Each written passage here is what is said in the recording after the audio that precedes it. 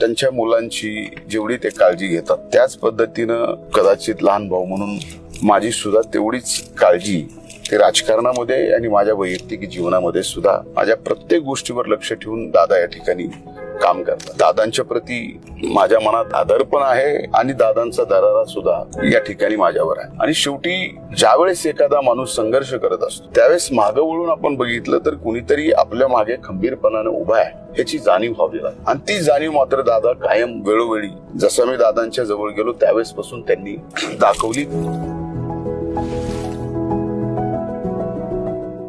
माझी नगर जिल्ह्यामध्ये कुठेतरी श्रीरामपूरला सभा होती, म्हणजे दादांच्या सोबत होती आणि ती एक यात्रा होती, परिवर्तन यात्रा म्हणून रॅली काढली होती आणि सगळी मोटरसायकलची रॅली होती आणि दादा आम्ही सगळे एका गाडीत होतो.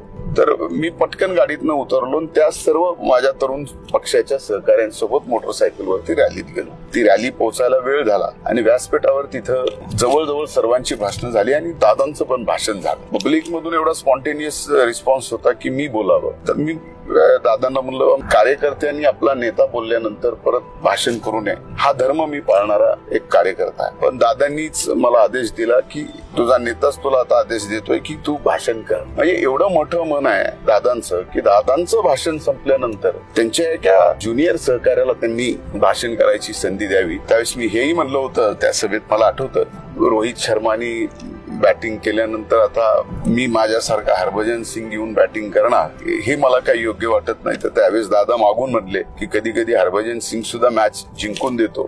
त्यावेळेस मी म्हणलं होतं की हे दादा तुमचं मोठं मन आहे, कार्यकर्त्यांनी कार्यकर्त्याचा धर्म पाळला पाहिजे म्हणून नेत्याच्या नंतर आपण बोललं नाही पाहिजे. पण कार्यकर्त्याचा हाही धर्म आहे की ज्यावेळेस नेत्याचा आदेश येतो तर त्या नेत्याचा आदेश पाळणं सुद्धा हे कार्यकर्त्याचा धर्म आहे.